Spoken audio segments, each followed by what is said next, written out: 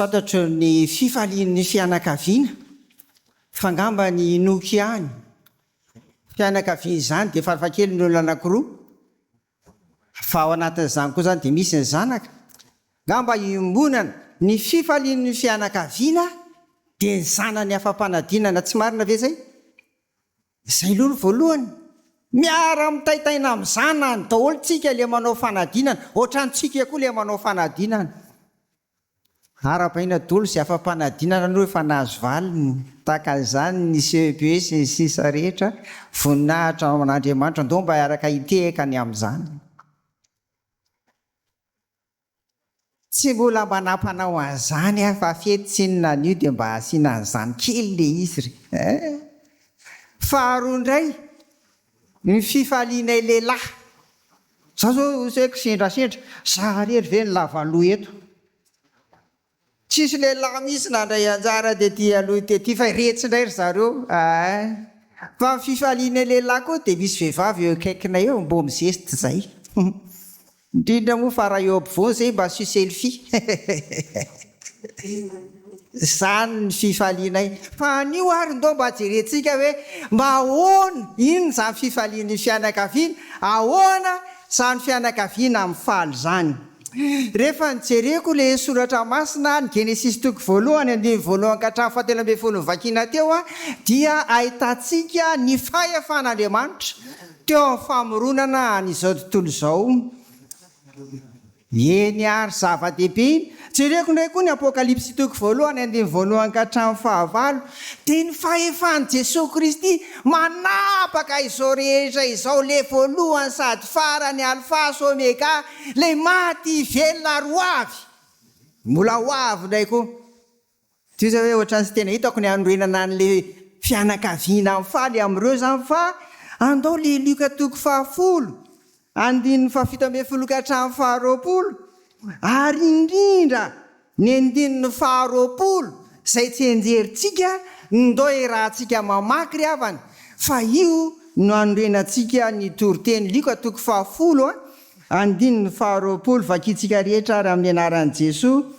Kanefa aza mifaly ianareo satria manaiky ianareo ny fanahy, fa mifaly fa voasoratra any an-danitra ny anaranareo.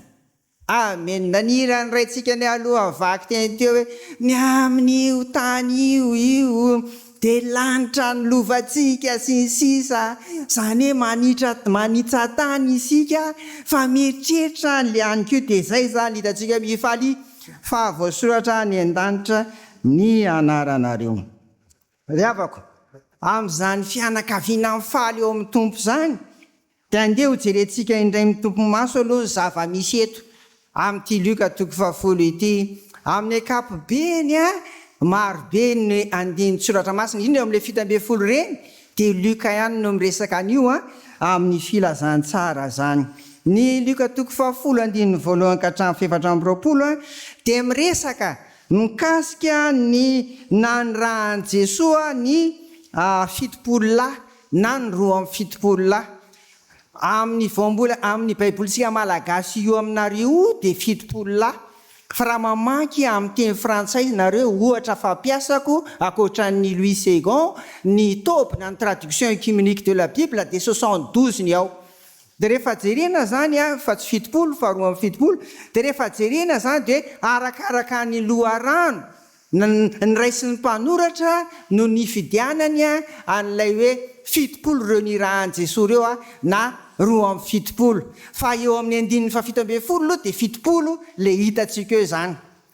Dia efa ahoana ny antony? Dia ny 70 dia ny verina ho tahaka n'ilay fidianan'ny Mosesy sy ny 70 lahy lo olona hiaraka amin'ny tarika ny voakan'Andriamanitra mba ho tonga any Kanana izany. Fa anankiray fotsiny izay mba sy tongoko amin'ilay 70 satria ny raha anatsiroroa dia 70 tarika zany ampitomboy 2 mira 70 tokoa fa tsy 70 zany. Dikan'izay zany dia misy 70 tarika na ndehandeha tany nandeha ny rahan'i Jesosy nandeha ny aloha azy nakany amin'ny tokantrano, makany amin'ny tanàna aloha dia miditra ao amin'ny tokantrano. Dia zao no tenin'i Jesosy tsy mitondra ninninona afa-tsy ny eny akoditra ihany. Mihinana zay arosony ao, na tianao na tsy tianao, na plakalio na escargot hoany. Zay zany le izy. Fa manaraka mihinana n'io aroso io zany de aseho amin'ny endrika fifaliana io satria le fiadanana ny ery fa tsy hohanina monjomonjo zany. Ary indrindra ny andininy fahasivy, eto ny tena lakile satria io votoatin'le iraka.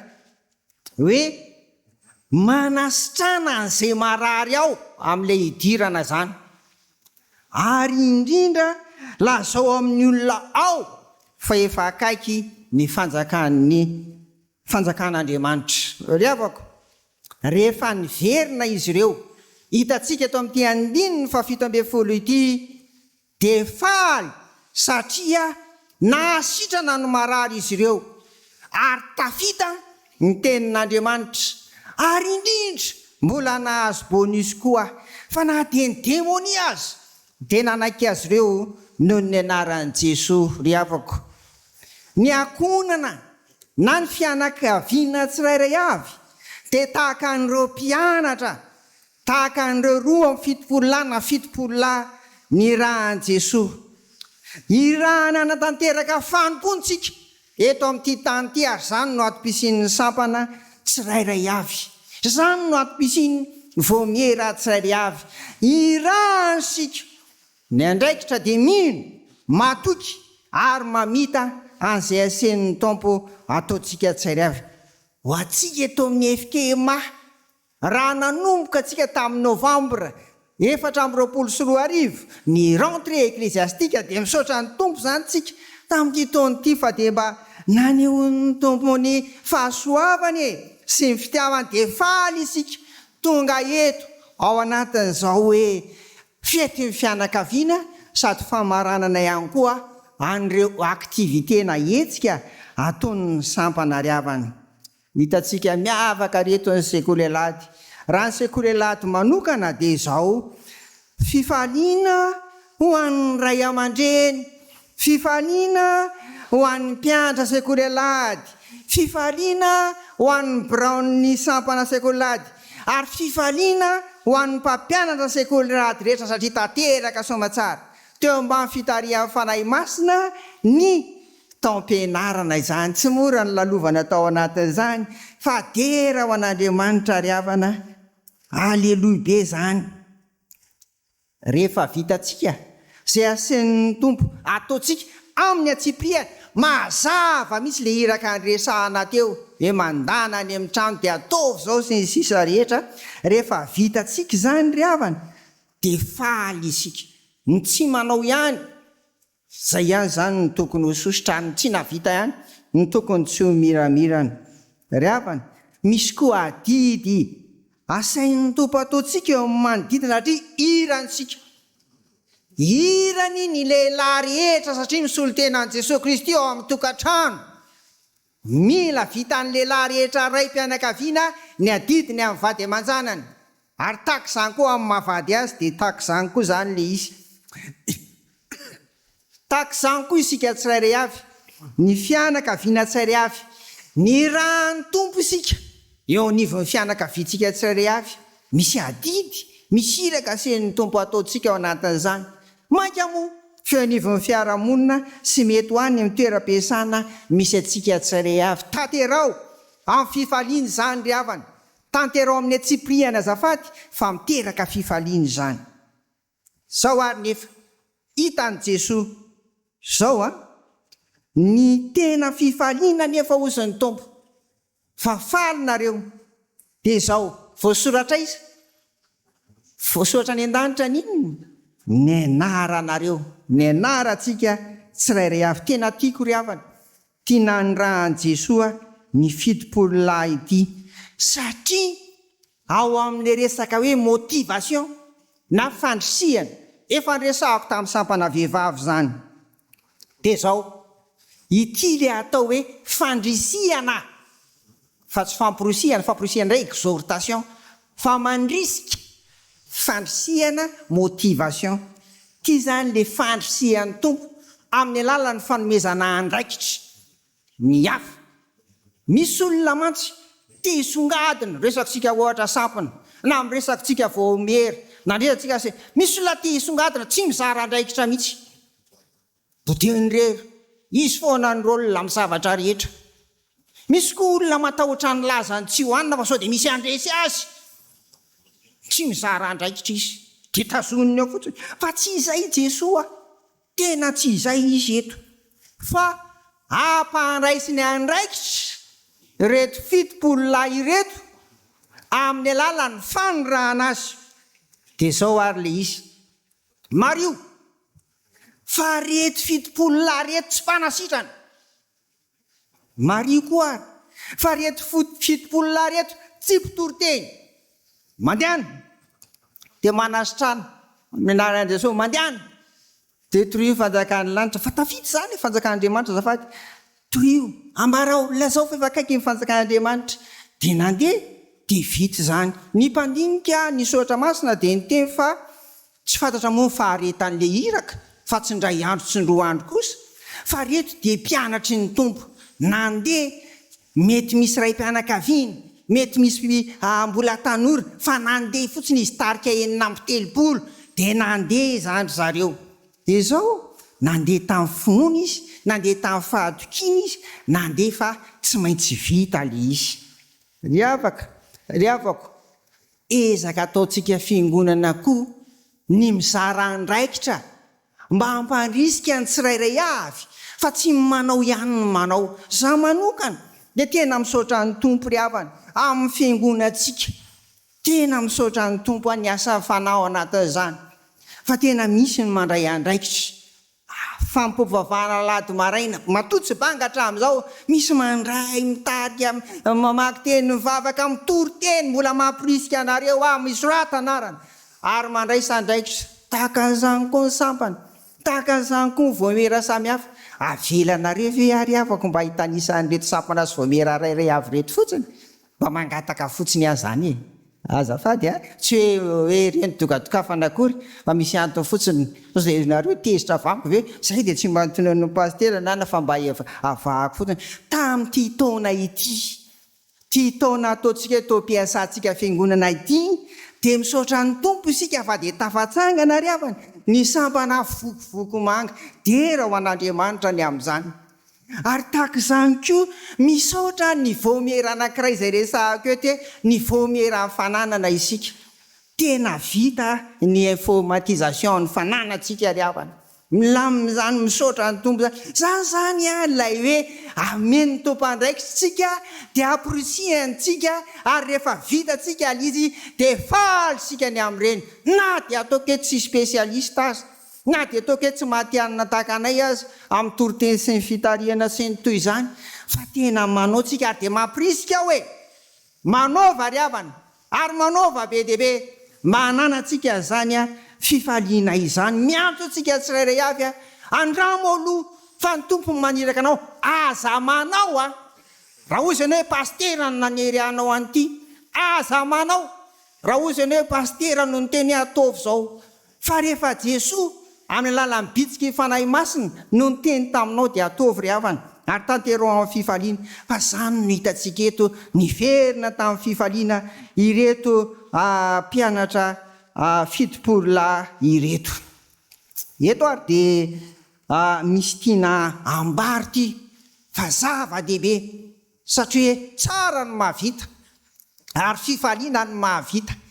Indrindra raha izay ianao vao nanao an'ilay andraikitra, mety nangovongovotra, vita izy voafaly, tompo tena nahavita an'iny asa ny fanahy zany, ary fahefana omen'ny tompo anao amin'ny alalan'ny fanahy masina. Fa izao anefa misy fahitana hitan'i Jesoa ity amin'ny 9:20. Inona ty fahitana hitany ity jereo amin'ny baibolinareo 9:20?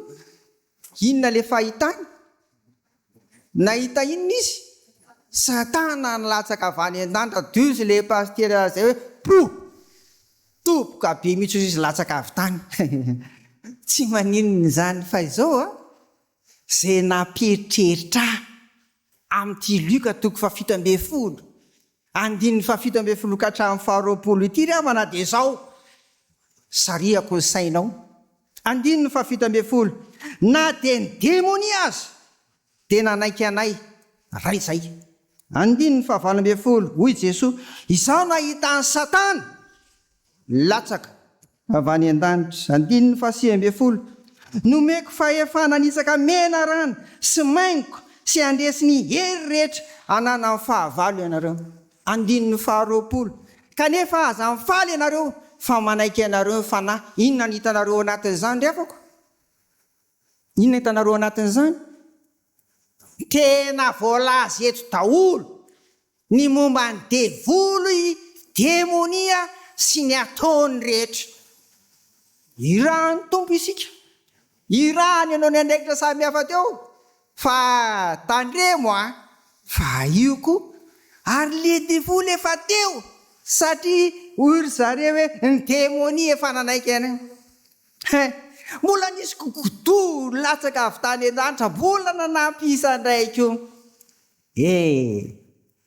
Tiany tompo fahitany zany, ampahafantariny antsika irahan'ireo, ampahafantariny antsika fianakaviana mifaly ireo. Andao mba ho raisina kely tsirairay ireo ry havana.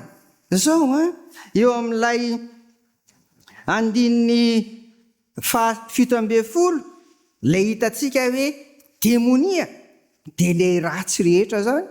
Io hitantsika io. Tahaka izany koa eo amin'ny 170 azafady dia hitantsika eto le hoe Satana, le anarany mihitsy.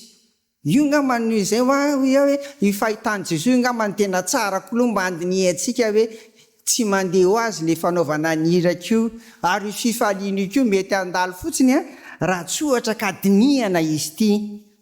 Zao le hitantsika eto zany hoe Jesosy, izaho nahita ny Satana latsaka avy any an-danitra. Hainareo moa dikan'any hoe Satana? Satana zany dia pakafanahy, mametraka fakapanahy eo anatrehantsika izy zany. Ohatra zany hoe izao avy ny orana, tô mafana ihany le mbola mba eto ambony fandriana ohatra, dia aloha ngamba hijanona kely anio, zany le fakapanahy. Satana koa mpanasaraka. Rehefa izy ny eo misaraka, raha izy ny tonga amin'ny tokantrano eo amin'ny mpivady dia misaraka ninona? Misaraka amin'ny mpivady. Raha izy ny tonga amin'ny ankonany, misaraka ny ray aman-dreny sy zanaka, ary dia fanafatra hoe tsy hifandevo maty. Sanatry ny vava tonga amin'ny fiangonana izy gidragitra. Zay Satana zany. Dia hoy Jesosy koa, latsaka avy tany an-danitra. Aiza izy zany? Aiza izy?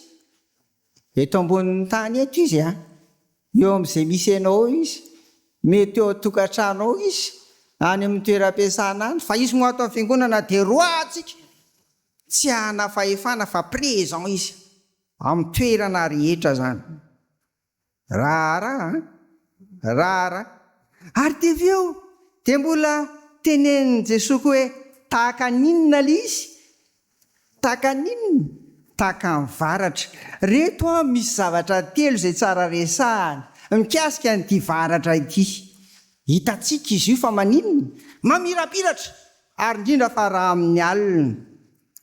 Ry afako, lasa saina nandinika ny anaran'ny Lucifera. Lucifera zany kapitenin'ny devoly zany inona le izy? Dika ny anarana hoe Lucifera dia mpitondra fahazavana, porteur de lumière. Na koa nadika ato amin'ny Baiboly izy ao amin'ny Isaia 7:12-12 hoe kitana fitarikandro na kitany maraina. Zay ny nandikana azy koa. Anjely kiodina, raindahany, zay nalatsaka anazy eto amin'ity tany ity, niady te ho tahaka an'Andriamanitra sy ny sisa, niodina tamin'Andriamanitra dia tonga eto ry havako. Ny asan'ny devoly, ny asan'ny Satana, ny asan'ny démonie ry Lucifera sy ny sisa mamirapiratra. Raha io no lava tandroka, mainty be, lava rambo, ary mena maso, nitsoaka daholo tsika. Fa Lay Satana nidina avy any an-danitra tonga amin'ny telefonina anao matejery zay sary sy inona jerenao.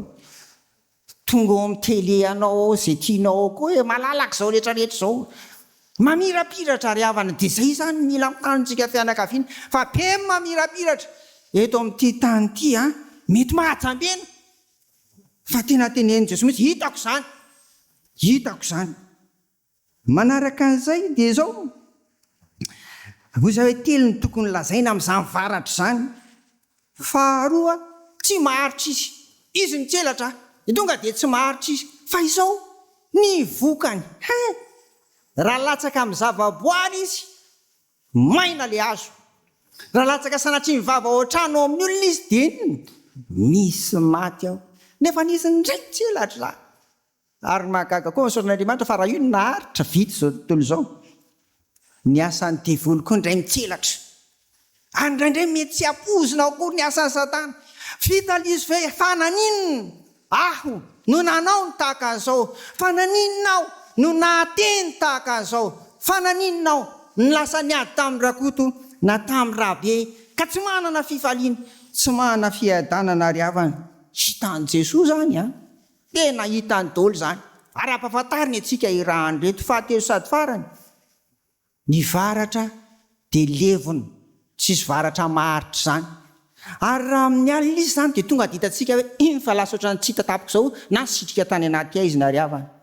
Mahery ny fahefan'ny Satana, ny démonie, ny fanahy ratsy sy ny hery rehetra, fa mahery lavitra noho ireny koa ny fahefan'i Jesosy miasa amin'nisy fitopololahy ary miasa amintsika fianakaviana. Noho izany mampitandrina antsika ny Tompo amin'izay anjely ny fahazavana sy ny famirapiratana rehetra hitantsika eto amin'izao tontolo izao, ka mety ahavariana antsika ry havana tsy ahavitana ny iraka asen'ny Tompo ataontsika.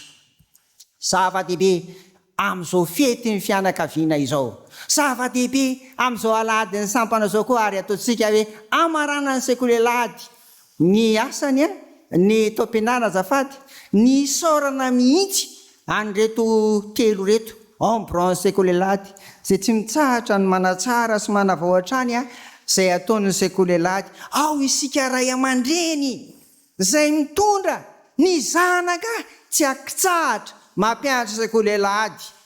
Tantsika miara manomboka ary miara mamarana dia tahaka izany koa mpampianatra sekolelady tena isorako ianareo fa tsy mora koa manao préparation fanomanana. Ny lesona ampianarina amin'ny ankizy tahaka an'izao dia ho an'Andriamanitra ny voninahitra amin'izany rehetra izany. Fa aza manaiky resin'ny Satana fa omeny Tompo fahefana isika amin'ny mahavita batisa atsika tsirairay avy. Zao ary amaranako ny toriteny tandremo fa ianao ihany mety ho fahavalon'ny tenanao, tsy avitanao ny iraka mpanaovan'ny Tompo. Inona daholo zany? Ny toetranao mety feno avinavina sy ny sisaka ny resahako teo koa dia mety feo an'olona ny renao nanao an'io fa tsy ny feo an'ny Tompo. Mety ao koa ny akamoana, ao koa ny manamaivana le iraka ampanaovina ny Tompo ndray andro zay nanofana sampana zany dia izay daholo le brao sy ny sisa dia any dia le filo ihany ny eo dia fa maninona sasany mpanolo-tsaina fotsiny, sasany mpitahiry vola fotsiny, fa ny filony tsy maintsy eo. Tena tsy marina zany zany le manamaivana rehefa nomeny Tompo andraikitra ianao tamin'ny alalan'ny fifidianan'ny hafa, aza manamaivana fa tsy vitanao na ny rahan'ny Tompo anao, tsy hana fifaliana feno ianao zany. Ary indrindra manomboka ary mamarana zay le hoe accompli, manomboka ary mamarana ry havana. Fa rehefa tsy vitanao koa zany dia no ihany ny fahavalon'ny tenanao. Aza miteny amin'ny olon-kafa ary farany misy ny mangatakandro rehefa tenena mba manaova an'izao dia aleo aloha fa mbola zao dia samy mahana zay ataony eo ry havana. Zao nomeny Tompo fahefana isika tao anatin'ny batisa ary ny rahany koa mba havita ny asany ary hana fifalinany amin'izany koa dia tanterao fa mbola velona ianao. Eny ary ny tena fifaliana dia ahoana? Voasoratra ny an-danitra ny anaranao. Reny tagny saiko rehetra teo hoe olana avy amin'ny tenanao, dia zao mety tsy ahavoasoratra ny anarana zany. Ary tia koa miahako manokana, mety voasoratra ny anaranao fa ianao ihany nanagôma azy. Aza hitako ny anay mora gôminy tony rakotinena ndray vita, ndray mikasoka dia vrr. Tsara ihany le manarina be dia be reny mbola mba misy tavela. Fa ny ataonao ihany mety avoafafa le anaranao efa andriavana. Dikan'izay koa mila lazonady io mandresy any Satana sy ny demonisy ny firongony rehetra amin'ny fiombonana amin'ny Jesosy. Ary tiany nampieritreritra tsy sakanao hoe mba soraty ihany ny anarako, mba soraty ihany belona ny anarako. Tsisy zany, fa ny ataonao ihany maninony mahavoasoratra azy andriavana. Noho izany ary dia mampahiranareo na dia vakansy ary tsika ary havako zao, ny fiangonana misokatra foana, andehanantsika ananantsika fifaliana amin'ny fahavitatsika ny iraka ampanaoviny Tompo atsika tsirairay avy. Ny fifalian'ny fianakaviana dia voasoratra ny an-danitra ny anaran'ny dada, voasoratra ny an-danitra ny anaran'ny neny, voasoratra ny an-danitra ny anaran'ny taranany tsirairay avy. Hoeto mianatra sekolerady ny ankizy ry havana, fa zava-dehibe zany. Tanterao ary ny iraka nampanaoviny Tompo dia hanana fifaliana tanteraka ianao satria voasoratra ny an-danitra ny anarany. Amen.